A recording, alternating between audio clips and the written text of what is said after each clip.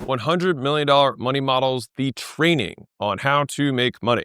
We're going to be covering all of this stuff in the next few hours together. You'll also notice that some of these things correspond with the chapters of the book, $100 million Money Models. You'll also know that some of these things are not included in the book. And that is because some of these things are extras. They're Easter eggs. They're my gift to you for actually making it over to the internet where you can watch with your eyeballs and listen with your earballs. I will have things that are additional to the book chapters that go in a little bit more depth, because with a book, you have to be super constrained in terms of attention. With videos, they can be a little bit more engaging. And so I cover a few more examples, a few different examples, and add in some chapters that I ended up cutting out in the final version. So enjoy. With that being said, let's get into context. Context. The purpose. So why does this book exist? The $100 million Offers books answered the first question, what do I sell? Because if you have nothing to sell, there's nothing you can do. Now, from there, once you have something to sell, you need somebody to sell it to, because you still can't get money unless you have a person who gives you that money. Great. $100 million leads answer that question, which is how to get strangers to want to buy your stuff, which the subtitle of that is advertising, and the core 4 and lead getters and all the things we go into in that book. So why does Money Models exist? Well, Money Models exist between both of these books, which is how to monetize. If you have something to sell, and then you have people to sell it to, then you have okay, well, how do I get them to give me money? How do I get them to buy more stuff from me? How do I actually make a profit from this? And how do I profitably advertise in order to let even more people know? All of those questions were answered in this book. And to give you a little bit of backstory on this really quickly, I wrote this book first. And it was because this was my cookbook for making money. This was all the tricks that I knew about making a business make more money. But then I was like, okay, I can't wait to release this thing. And then I realized, oh shoot, unless they know how to advertise, they're not gonna be able to use any of the stuff in this book. So I was like, okay, I gotta start writing this book on leads and advertising.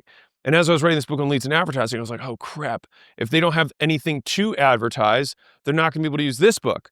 So then I had to write leads. So I ended up having to write 2 books in order to get to this third book in the trilogy, which I'm excited to share with you now. So why do I write these books?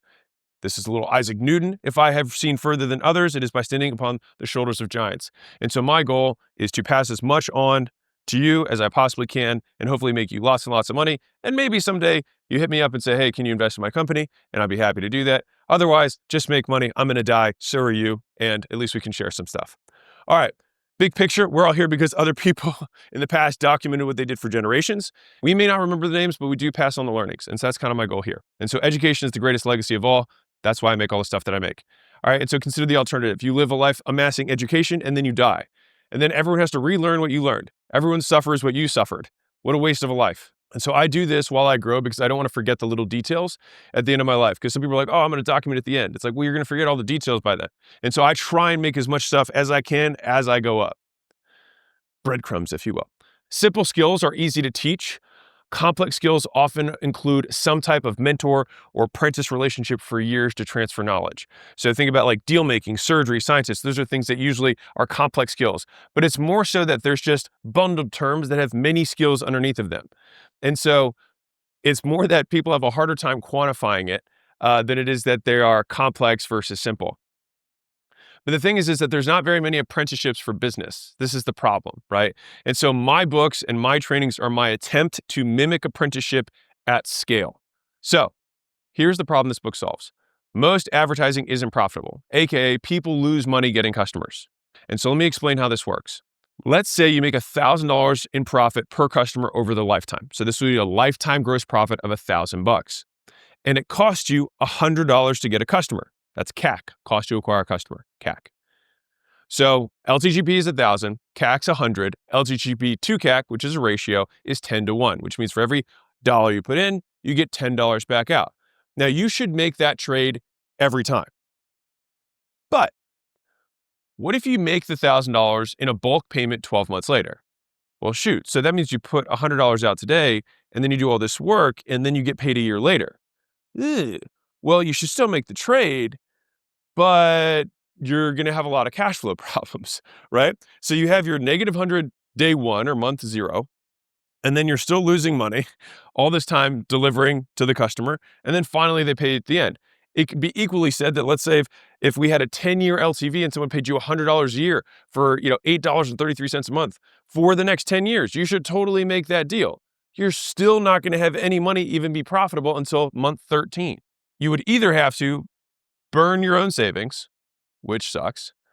You'd have to burn other people's savings through debt and equity, meaning you sell portions of your business in order to get more cash. You do fundraising, right? Or you raise some sort of loan from a bank so that they can basically fund your business while you wait to get this money back from customers, which sucks and is hard. And I get it because I've been there. But the good news is there is a better way, which is door 3. Make more than $100 in profit in the first 30 days for this particular instance. And so this book is door 3. So if the problem is that most advertising is profitable, the solution is something I call client financed acquisition or customer financed acquisition. CFA is sometimes what I refer to it as. And the point of that is to make money faster. This enters the element of speed into the conversation, not just how much you spend, how much you make back, but how fast you make it back. Because how fast you make it back can be the thing that unlocks all the growth in your business or tanks your business overnight. So, customer finance acquisition or client finance acquisition, CFA, is a process in which gross profit generated from a single client within the first 30 days is greater than the cost of acquiring that customer. So, where gross profit, the extra cash that you make from somebody coming into your business from one customer in the first month is more than the cost of getting that customer. Now, if you're listening or following along from the book, this isn't in the book. And the reason for that is that every single of my proofreaders, as soon as I start getting into math, they're like, I don't know if people are going to be able to follow along with that. And so I ended up just cutting the math sections from the book, but they are here because it's important. So the purpose of this is to accomplish customer finance acquisition. So here's a quick story for you. So let me tell you how this all started. So this is me when I signed my first lease at $5,000 a month. That's me not knowing what I was doing.